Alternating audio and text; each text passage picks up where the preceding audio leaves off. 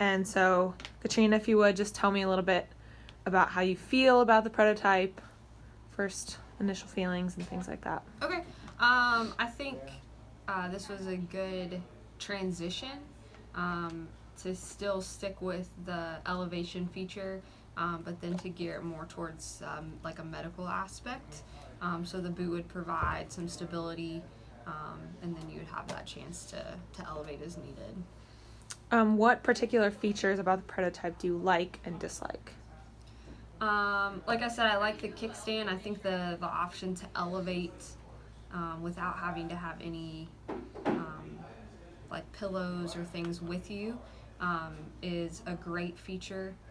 I think the strap could be improved upon, and maybe like a locking feature to lock the kickstand into place. Okay, awesome. And then how did you feel about the idea that I presented about the compression, intermittent compression? I love that. I think the combination of intermittent compression and elevation would be great for this boot. Would that be the most helpful to have on the top portion of the boot, on the bottom portion of the boot, or both?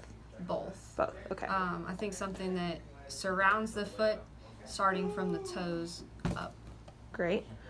And then in terms of medical equipment that you use in the athletic training room, what's the process that you guys go through to like get your boots and like braces and things like that? Okay.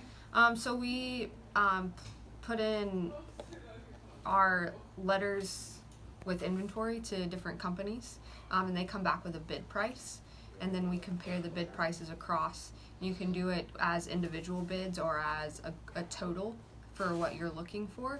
So based on those numbers, we will pick a medical supply company, like we'll use Medco or something similar to that, and they carry the same products. They can just give you different prices based on what Gotcha. you like.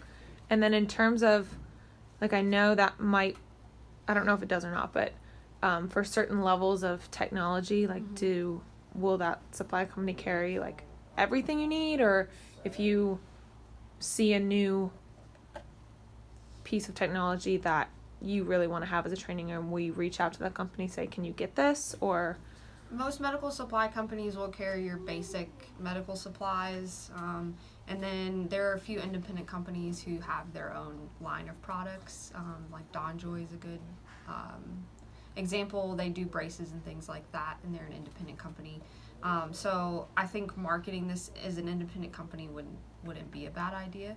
And then once your name is on the market, I think people definitely would come to you to look for it.